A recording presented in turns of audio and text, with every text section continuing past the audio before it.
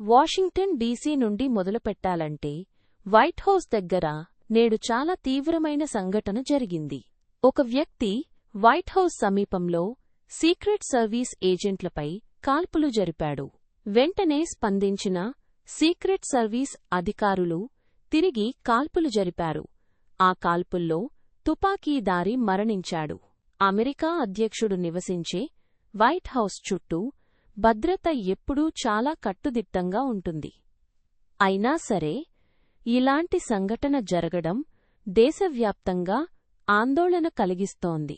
ఈ కాల్పుల్లో secret service ఏజెంట్లకు ఏమైనా గాయాలయ్యాయా అన్న వివరాలు ఇంకా వస్తున్నాయి. దర్యాప్తు సంస్థలు సంఘటన జరిగిన ప్రదేశాన్ని సీల్ చేసి విచారణ చేపట్టాయి. ఇక్కడ నుండి కాలిఫోర్నియాకు వెళ్తే అక్కడ ఓరెంజ్ కౌంటీలో భారీ కెమికల్ లీక్ సంభవించింది. పరిస్థితి చాలా తీవ్రంగా మారడంతో కాలిఫోర్నియా గవర్నర్ అత్యవసర స్థితిని ప్రకటించారు. ప్రమాదకరమైన రసాయనాలు గాలిలో కలవడంతో స్థానిక నివాసితులకు తక్షణ ప్రమాదం పొంచి ఉంది. అధికారులు సమీప ప్రాంతాల ప్రజలను వేరే చోటికి తరలించే పని మొదలుపెట్టారు. అత్యవసర స్థితి ప్రకటనతో ఇప్పుడు మరిన్ని వనరుల సిబ్బంది వెంటనే పంపించే అవకాశం కలుగుతుంది. కెమికల్ లీక్ పూర్తిగా అదుపులోకి వచ్చే వరకు ఆ ప్రాంత ప్రజలు జాగ్రత్తగా ఉండాలని అధికారులు హెచ్చరిస్తున్నారు. చివరగా, ఇలినాయ్ నుండి వచ్చిన వార్త అందరినీ కలవరపెట్టింది కానీ అదే సమయంలో ఊరట కూడా కలిగించింది. అక్కడ ఒక విద్యార్థి ప్రాథమిక పాఠశాలపై కాల్పులు జరపాలని పథకం వేశాడు. అయితే ఆ విద్యార్థి బంధువే ఈ విషయాన్ని గమనించి పోలీసులకు చెప్పారు. దాంతో పోలీసులు సకాలంలో స్పందించి పెద్ద విపత్తును నివారించారు. పసివాళ్లపై జరగబోయిన దాడిని ఒక కుటుంబ సభ్యుడు అడ్డుకోవటం నిజంగా సాహసోపేతమైన నిర్ణయం. అమెరికాలో స్కూల్ షూటింగ్ సంఘటనలు పెరుగుతున్న నేపథ్యంలో ఇలాంటి అప్రమత్తత ఎంత అవసరమో ఈ ఘటన మరోసారి చూపించింది. చైనా నుండి ఇప్పుడు 3 ముఖ్యమైన వార్తలు వస్తున్నాయి. మొదటగా అంతరిక్ష రంగం నుండి అత్యంత ముఖ్యమైన వార్త.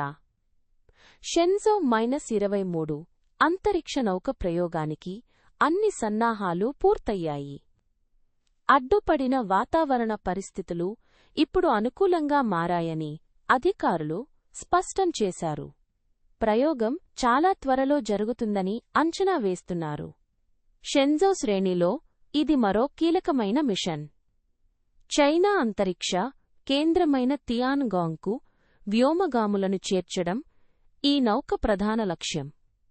ఇటీవల చైనా వరుసగా అంతరిక్ష మిషన్లు విజయవంతం చేస్తూ అమెరికా రష్యాలతో పోటీలో ముందుకు వెళ్తోంది. ఈ ప్రయోగం విజయవంతమైతే చైనా అంతరిక్ష కార్యక్రమానికి మరింత బలం చేకూరుతుంది. ఇక అంతరిక్షం నుండి భూమిపైకి వస్తే చైనాలో ఇప్పుడు వరద ముప్పు పెద్ద సవాలుగా మారింది. హుబే చాంకింగ్ ప్రాంతాల్లో భారీ వర్షాలు కొనసాగుతున్నాయి. చాంకింగ్లోని యాంగ్చువాన్ జిల్లాలో వరద పరిస్థితి మరింత తీవ్రంగా ఉంది. ఒక వ్యక్తి మరణించారు, 17 మంది ఇంకా గల్లంతయ్యారు. రెస్క్యూ బృందాలు నిరంతరంగా గాలింపు చర్యలు నిర్వహిస్తున్నాయి. స్థానిక అధికారులు వేలాది మందిని సురక్షిత ప్రాంతాలకు తరలించారు. చైనాలో వేసవి తర్వాత ఈ సీజన్లో ఇలాంటి వరదలు సాధారణంగానే వస్తాయి కానీ ఈ ఏడాది వర్షాల తీవ్రత అధికంగా ఉందని వాతావరణ శాఖ హెచ్చరించింది. చివరగా సాంకేతిక రంగం నుండి ఒక ముఖ్యమైన వార్త. వరల్డ్ డ్రోన్ కాంగ్రెస్ విజయవంతంగా ముగిసింది. ఈ సమావేశంలో మొత్తం 230 కోట్ల యువాన్ల విలువైన వ్యాపార ఒప్పందాలు కుదిరాయి. ప్రపంచవ్యాప్తంగా డ్రోన్ పరిశ్రమలో చైనా అగ్రస్థానంలో ఉంది. వ్యవసాయం, డెలివరీ, భద్రత తదితర రంగాల్లో డ్రోన్ల వినియోగం వేగంగా పెరుగుతోంది. ఈ కాంగ్రెస్ ద్వారా కొత్త పెట్టుబడులు, సాంకేతిక సహకారానికి మంచి అవకాశాలు తలుపులు తెరుచుకున్నాయని నిర్వాహకులు తెలిపారు. జర్మనీ నుండి నేటి ముఖ్యమైన వార్తలు మీకు అందిస్తున్నాం. మొదట స్పోర్ట్స్ విభాగంలో శుభవార్త. జర్మన్ ఫుట్బాల్ అభిమానులకు ఇది నిజంగా పండుగ రోజు. ఎఫ్సి బాయర్న్ మన్చెన్ ఈ సీజన్ డిఎఫ్బి పోకల్ ఫైనల్లో అద్భుతమైన విజయం సాధించింది. డిఎఫ్బి పోకల్ అంటే జర్మనీలో జాతీయ స్థాయి కప్ పోటీ. ఇది దేశంలోని అన్ని ప్రొఫెషనల్ మరియు అమేచ్యూర్ క్లబ్స్కి అవకాశమిచ్చే ప్రతిష్టాత్మక టోర్నమెంట్. బేయర్ మళ్లీ ఒకసారి తమ ఆధిపత్యాన్ని నిరూపించుకున్నారు. బుండెస్లీగాతో పాటు ఇప్పుడు పోకల్ కూడా వారి చేతిలో ఉంది. మన్చెన్ అభిమానులు వీధుల్లో సంబురాలు చేసుకుంటున్నారు. ఇక చాలా విచారకరమైన వార్తకు వద్దాం. తూర్పు జర్మనీలోని గార్లిట్జ్ నగరంలో ఒక పాత భవనం అకస్మాత్తుగా కూలిపోయింది. ఈ దుర్ఘటనలో 3 వ్యక్తులు మరణించారు. గార్లిట్జ్ పోలాండ్ సరిహద్దులో ఉన్న చారిత్రక నగరం. అక్కడ చాలా పాత నిర్మాణాలు ఉన్నాయి. వాటి మెయింటెనెన్స్ పెద్ద సవాలుగా మారింది. ఈ కూలిపోవడానికి కారణాలు ఇంకా తెలియలేదు. అధికారులు దర్యాప్తు మొదలుపెట్టారు. స్ట్రక్చరల్ ఫెయిల్యూర్ వల్లనా లేదా ఇంకేదైనా కారణమా అని నిపుణులు పరిశీలిస్తున్నారు. స్థానిక ప్రభుత్వం మృతుల కుటుంబాలకు సంతాపం తెలిపింది. చివరగా కార్లు నడిపే లక్షలాది జర్మన్లకు నేరుగా తగిలే వార్త.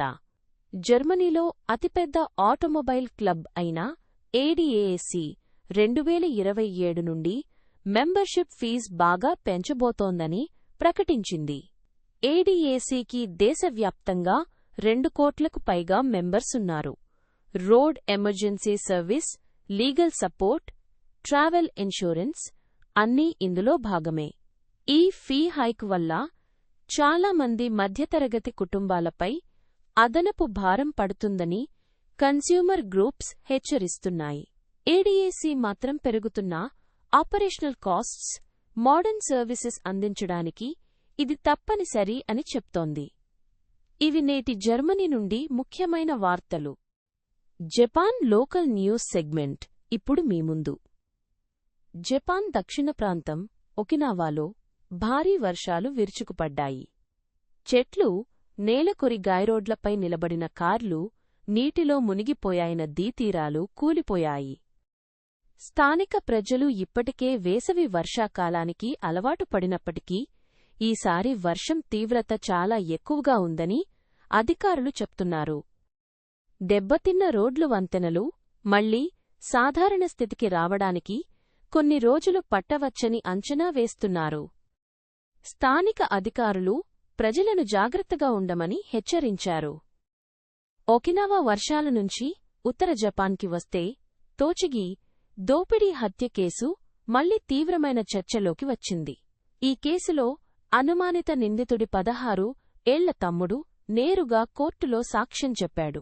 ఇంట్లో జరిగిన హింస గురించి అన్నా, తనపై చెలాయించిన ఆధిపత్యం గురించి ఆ అబ్బాయి బాహాటంగా మాట్లాడాడు.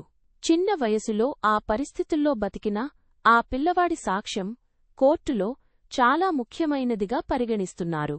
ఈ కేసులో కుటుంబ హింస ఎంతటి ప్రభావం చూపుతుందో అర్థమవుతోందని న్యాయ నిపుణులు అంటున్నారు. ఇప్పుడు భూకంప వార్తకి వద్దాం.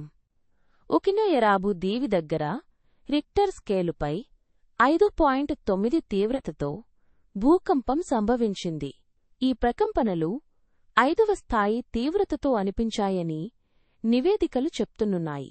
ముఖ్యమైన విషయమేమిటంటే ఇది ఈ సంవత్సరం జపాన్లో సంభవించిన 5వ సీస్మిక్ ఇంటెన్సిటీ 5 స్థాయి భూకంపం. జపాన్ అగ్నిపర్వత భూకంప బెల్ట్లో ఉన్న దేశం కాబట్టి ఇలాంటి సంఘటనలు కొత్తేమీ కాదు. అయితే ఈ ఏడాది పౌనఃపున్యం పెరగడం శాస్త్రవేత్తలను ఆందోళనకు గురిచేస్తోంది. సునామీ హెచ్చరిక ఏదీ జారీ కాలేదని నిర్ధారించారు. ప్రజలు భయాందోళనకు గురికావొద్దని అధికారులు కోరుతున్నారు.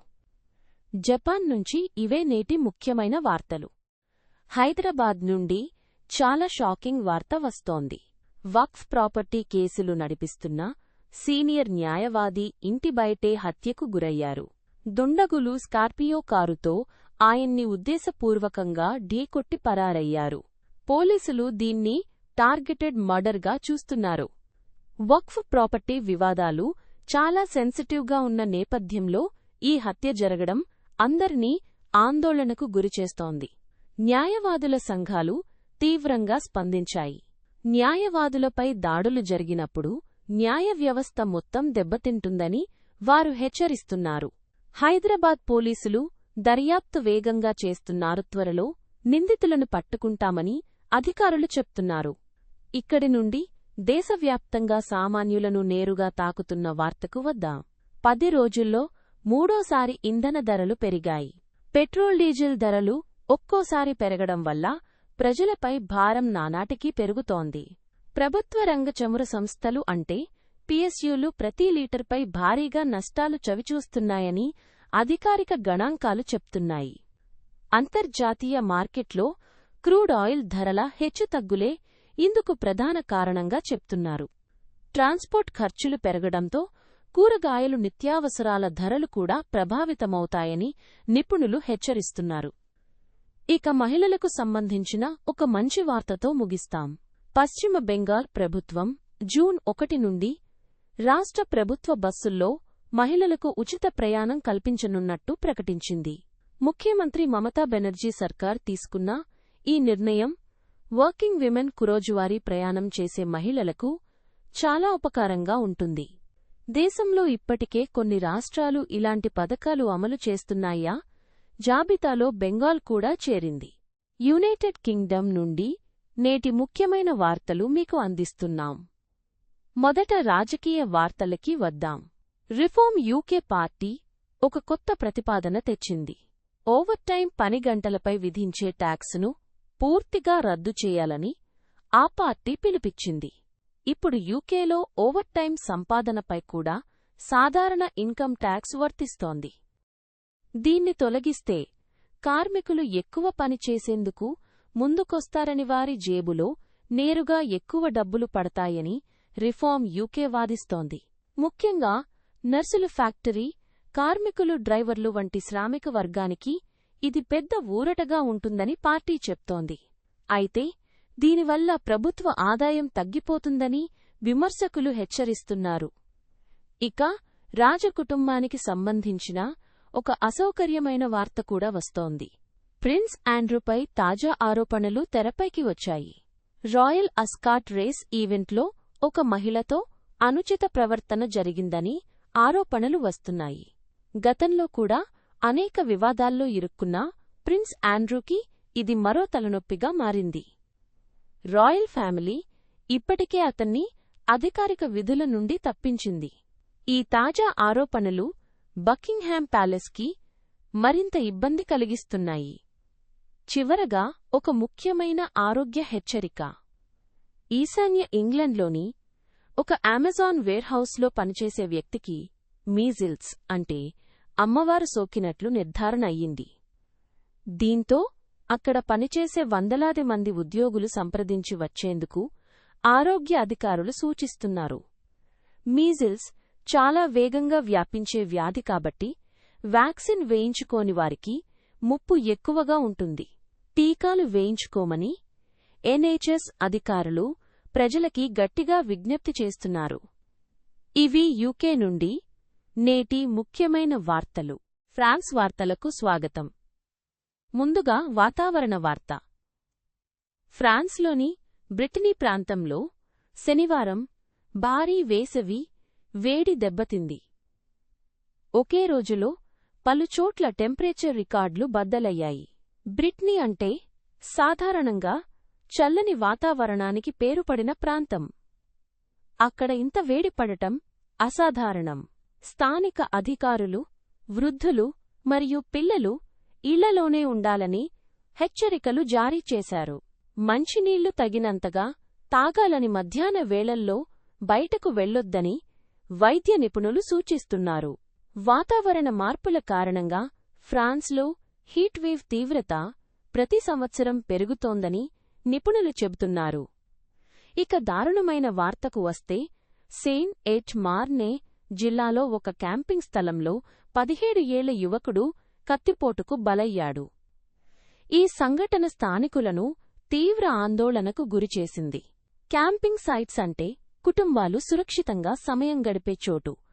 అక్కడే ఇలాంటి హింసాత్మక సంఘటన జరగడం పెద్ద షాక్ అయింది. పోలీసులు దర్యాప్తు మొదలుపెట్టారు. నిందితుల గురించి ఇంకా స్పష్టత రాలేదు. ఫ్రాన్స్లో యువతలో హింస పెరుగుతోందని ఈ సంఘటన మరోసారి చర్చకు దారితీసింది. చివరగా ఆనందకరమైన వార్త. ప్రపంచ ప్రఖ్యాత కాన్స్ ఫిల్మ్ ఫెస్టివల్లో ఈసారి పాల్మే డియోర్ అత్యున్నత పురస్కారం రొమేనియన్ దర్శకుడు క్రిస్టియన్ ముంగ్యూకి దక్కింది. ఆయన దర్శకత్వం వహించిన ఫియాడ్ చిత్రానికి. కాన్స్ అంటే ఫ్రాన్స్లోని ప్రతిష్ఠాత్మక చలనచిత్ర వేడుక.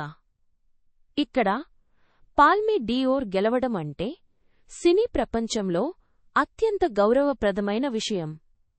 ఈ అవార్డుతో ఫ్యూడ్ చిత్రానికి అంతర్జాతీయ దృష్టి మరింత పెరిగింది. కాన్స్ వేదిక మీద ఫ్రాన్స్ మరోసారి సినీ కళకు నిలయంగా నిలిచింది. ఇవి ఫ్రాన్స్ నుండి నేటి ముఖ్యమైన వార్తలు. బ్రెజిల్ నుంచి ముఖ్యమైన వార్తలతో మొదలుపెడదాం. మొదట రాజకీయ రంగంలో పెద్ద పరిణామం. బ్రెజిల్ పార్లమెంటు సభ్యురాలు కార్లా జాంబెల్లీని ఇటలీ జైలు నుంచి విడుదల చేశారు. ఇటలీ న్యాయస్థానం బ్రెజిల్ పంపిన ఎక్స్ట్రడిషన్ అభ్యర్థనను తిరస్కరించడంతో ఆమె స్వేచ్ఛగా బయటకు వచ్చారు. జాంబెల్లీ మాజీ అధ్యక్షుడు బోల్సొనారో మద్దతుదారు. ఆమె మీద బ్రెజిల్లో అనేక కేసులు నడుస్తున్నాయి. ఈ నేపథ్యంలోనే ఆమె ఇటలీలో ఉంటూ వచ్చారు. కాని ఇప్పుడు ఇటలీ న్యాయస్థానం ఆమె తరఫున తీర్పు ఇవ్వడంతో బ్రెజిల్ ప్రభుత్వానికి ఇది పెద్ద దెబ్బగా పరిణమించింది. ఆమె ఇప్పుడు ఏం చేస్తారు? బ్రెజిల్కు తిరిగి వస్తారా అనేది అందరూ ఆసక్తిగా చూస్తున్నారు. ఇప్పుడు వాతావరణ వార్తకు వద్దాం. బ్రెజిల్లో చలిగాలులు తీవ్రంగా విరుచుకుపడ్డాయి. గంటకు 100 కిలోమీటర్ల వేగంతో గాలులు వీచాయి. వేలాది చోట్ల వడగళ్లు, కురిసాయి. తుఫాను, వర్షాలు కూడా పడ్డాయి. దక్షిణ బ్రెజిల్ నుంచి మధ్య ప్రాంతాల వరకు పలు రాష్ట్రాలు ఈ చలి ముంగురికి చిక్కుకున్నాయి. చాలా ప్రాంతాల్లో విద్యుత్ కోతలు వచ్చాయి. పేదలు, వృద్ధులకు ఇబ్బందులు తలెత్తాయి. అధికారులు ప్రజలను ఇళ్లల్లోనే ఉండమని హెచ్చరిస్తున్నారు. ముందున్న కొన్ని రోజులు కూడా ఇలాంటి పరిస్థితులు కొనసాగే అవకాశం ఉందని వాతావరణ శాఖ తెలిపింది. చివరగా ఒక సంతోషకరమైన వార్త. బ్రెజిల్ అతిపెద్ద లాటరీ అయిన మెగాసేన తన 30వ వార్షికోత్సవం పురస్కరించుకుని ఈసారి బహుమతి మొత్తాన్ని $32 కోట్లకు పెంచింది. ఇది సాధారణ డ్రా కంటే చాలా ఎక్కువ. దేశవ్యాప్తంగా లక్షలాది మంది ఈ డ్రాపై కళ్లు నిలిపారు. బ్రెజిల్లో మెగాసేన అంటే సామాన్య ప్రజలకు చాలా ఉత్సాహం. ఇంత పెద్ద మొత్తం వస్తే ఎవరి జీవితం మారిపోతుందోనని అందరూ టికెట్లు కొంటున్నారు. ఇవి బ్రెజిల్ నుంచి నేటి ముఖ్యమైన వార్తలు. ఇటలీ నుండి ముఖ్యమైన వార్తలు వినండి. ముందుగా ఇటలీలో నేడు జరుగుతున్న మునిసిపల్ ఎన్నికల గురించి. దేశవ్యాప్తంగా అనేక పట్టణాల్లో ఈరోజు స్థానిక సంస్థల ఎన్నికలు జరుగుతున్నాయి. ఉదయం 7 గంటలకు పోలింగ్ మొదలైంది. రాత్రి 11 గంటల వరకు ఓటు వేయవచ్చు. ఇటలీలో మునిసిపల్ ఎన్నికలు చాలా కీలకమైనవి. ఎందుకంటే స్థానిక మేయర్లు, కౌన్సిల్ సభ్యులు నేరుగా ప్రజల రోజువారీ జీవితాలను ప్రభావితం చేస్తారు. రోడ్లు, చెత్త సేకరణ, స్కూళ్లు, లోకల్ సర్వీసులు ఇవన్నీ వారి చేతుల్లోనే ఉంటాయి. ఈసారి పలు నగరాల్లో గట్టిపోటీ నెలకొంది. ఓటర్లు భారీ సంఖ్యలో పోలింగ్ బూత్లకు తరలివస్తున్నారని సమాచారం. ఫలితాలు రేపటిలోగా వెలువడే అవకాశముంది. ఇక రెండో ముఖ్యమైన వార్తకు వద్దాం. పోప్ లియో నేడు నేపుల్స్ దగ్గర ఉన్న అక్కర్రా నగరాన్ని సందర్శించారు. ఇది టెర్రా దే ఫూచి అంటే నిప్పుల నేల అని పిలువబడే ప్రాంతం. ఈ ప్రాంతంలో దశాబ్దాలుగా అక్రమంగా పారేస్తున్న పారిశ్రామిక వ్యర్థాలు, విషపూరిత చెత్త వల్ల స్థానిక ప్రజలు తీవ్రమైన ఆరోగ్య సమస్యలు ఎదుర్కొంటున్నారు. కేన్సర్ కేసులు ఈ ప్రాంతంలో చాలా ఎక్కువగా నమోదవుతున్నాయి. పోప్ ఈ సందర్శన ద్వారా బాధిత కుటుంబాలకు మద్దతు తెలిపారు. పర్యావరణ న్యాయం కోసం గళమెత్తారు. ఈ సందర్శన స్థానికులకు పెద్ద ఊరటగా మారింది. చివరగా ఒక ఎకనామిక్ వార్త. ఇటలీ ప్రభుత్వం పన్ను వసూళ్లు వేగంగా చేయడానికి కొత్త వ్యవస్థ తీసుకొచ్చింది. రెవెన్యూ ఏజెన్సీల మధ్య డేటా షేరింగ్ని బలోపేతం చేస్తున్నారు. అంటే వివిధ సంస్థలు ఇప్పుడు ఒకరి సమాచారం మరొకరికి తక్షణంగా అందుతుంది. దీనివల్ల పన్ను ఎగవేతలు గుర్తించడం సులభమవుతుంది. ప్రభుత్వ ఆదాయం పెరుగుతుంది. ఇటలీలో పన్ను ఎగవేత చాలా కాలంగా పెద్ద సమస్యగా ఉంది. ఈ కొత్త చర్య దాన్ని అరికట్టగలదని అధికారులు ఆశాభావం వ్యక్తం చేస్తున్నారు. ఇవి ఇటలీ నుండి నేటి ముఖ్యమైన వార్తలు. కెనడా నుండి ఈరోజు ముఖ్యమైన వార్తలు మీకు అందిస్తున్నాం. మొదటగా అల్బెర్టా రాష్ట్రం నుండి వార్త. అక్కడ రాజకీయ వాతావరణం మరింత వేడెక్కింది. ప్రీమియర్ డేనియల్ స్మిత్పై ప్రతిపక్ష పార్టీలు తీవ్ర ఆరోపణలు చేశాయి. ప్రీమియర్ ప్రజలను పొరపాటు దోవ పట్టిస్తున్నారని అంటే గ్యాస్ లైటింగ్ చేస్తున్నారని ప్రతిపక్షం నేరుగా విమర్శించింది. అల్బెర్టా ప్రజలు అంత తేలికగా నమ్మరు అని కూడా హెచ్చరించింది. స్మిత్ ప్రభుత్వం తన నిర్ణయాలను సమర్థించుకుంటూ వస్తున్నా ప్రతిపక్షం మాత్రం లెక్కలు చూపిస్తూ సవాల్ విసురుతోంది. ఈ వివాదం ముందు ముందు మరింత పెద్దదవుతుందని రాజకీయ విశ్లేషకులు చెప్తున్నారు. ఇక ఒంటారియో రాష్ట్రం నుండి అత్యవసర వార్త వచ్చింది. మిసిసాగాలో జరిగిన పొడుచుకోవడం కేసులో పీల్ పోలీస్ ఒక అనుమానితుడిని గుర్తించింది. ఈ సంఘటన స్థానిక నివాసులలో భయాందోళనలు రేకెత్తించింది. పోలీసులు అనుమానితుని వివరాలు బయటపెట్టారు. దర్యాప్తు వేగంగా జరుగుతోందని, అనుమానితుణ్ణి అరెస్టు చేయడానికి అన్ని ప్రయత్నాలు చేస్తున్నామని అధికారులు చెప్పారు. ఈ కేసులో మరిన్ని పరిణామాలు త్వరలో వస్తాయని పోలీసులు తెలిపారు. ఆఖరగా టొరంటో నుండి మనసును కదిలించే వార్త. ఎస్తర్ అనే టీనేజ్ అమ్మాయి తప్పిపోయి ఇప్పటికే ఒక వారమయింది. ఆమె కుటుంబం మరియు పోలీసులు విరామం లేకుండా గాలిస్తున్నారు. టొరంటో పోలీస్ ఇప్పుడు ఎస్తర్ యొక్క కొత్త ఫోటో విడుదల చేసింది. ఎస్తర్ ఎక్కడైనా కనిపిస్తే వెంటనే పోలీసులకు తెలియచేయాలని అభ్యర్థిస్తున్నారు. ఆమె సురక్షితంగా తిరిగి వస్తుందని కుటుంబం ఆశతో ఎదురుచూస్తోంది. ఇవి కెనడా నుండి నేటి ప్రధాన వార్తలు. మరిన్ని అప్డేట్స్ కోసం మాతో ఉండండి. అంతర్జాతీయ వార్తలతో మొదలుపెడదాం. చైనా నుండి ముఖ్యమైన వార్త. షెన్జౌ -23 అంతరిక్ష నౌక ప్రయోగానికి అన్ని ఏర్పాట్లు పూర్తయ్యాయి. వాతావరణ పరిస్థితులు అనుకూలంగా మారడంతో ప్రయోగం సమీపంలో ఉందని అధికారులు తెలిపారు. చైనా అంతరిక్ష కార్యక్రమంలో ఇది మరో కీలక అడుగుగా భావిస్తున్నారు. అదే చైనాలో మరో పెద్ద అభివృద్ధి కూడా జరిగింది. వరల్డ్ డ్రోన్ కాంగ్రెస్ ముగిసింది. ఈ కాంగ్రెస్లో 23 బిలియన్ yuan విలువైన వ్యాపార ఒప్పందాలు కుదిరాయి. డ్రోన్ పరిశ్రమలో చైనా ఎంతగా ముందుకు వెళ్తుందో ఈ సంఖ్యలు చెప్తున్నాయి. ఫ్రాన్స్కి వెళితే కాన్స్ ఫిల్మ్ ఫెస్టివల్లో రొమేనియన్ దర్శకుడు క్రిస్టియన్ ముంగియు తన ఫియాట్ చిత్రానికి అత్యున్నత పురస్కారం పాల్మే డిఓర్ గెలుచుకున్నాడు. ప్రపంచ సినీ రంగానికి ఇది పెద్ద వార్త. అదే సమయంలో ఫ్రాన్స్లోని బ్రిట్నీ ప్రాంతంలో తీవ్రమైన వేడిగాలులు విరుచుకుపడుతున్నాయి. చాలా చోట్ల టెంపరేచర్ రికార్డ్స్ బద్దలయ్యాయని వాతావరణ శాఖ తెలిపింది. ఈ హీట్వేవ్ యూరప్ మొత్తం మీద వ్యాపించే అవకాశాలు ఉన్నాయని నిపుణులు హెచ్చరిస్తున్నారు. బ్రెజిల్ నుండి ఒక ముఖ్యమైన న్యాయపరమైన పరిణామం. కార్లా జాంబెల్లి అనే రాజకీయ నేతను బ్రెజిల్కి అప్పగించాలని చేసిన అభ్యర్థనను ఇటాలియన్ కోర్టు తోసిపుచ్చింది. ఈ నిర్ణయం బ్రెజిల్లో పెద్ద రాజకీయ చర్చకు దారితీసింది.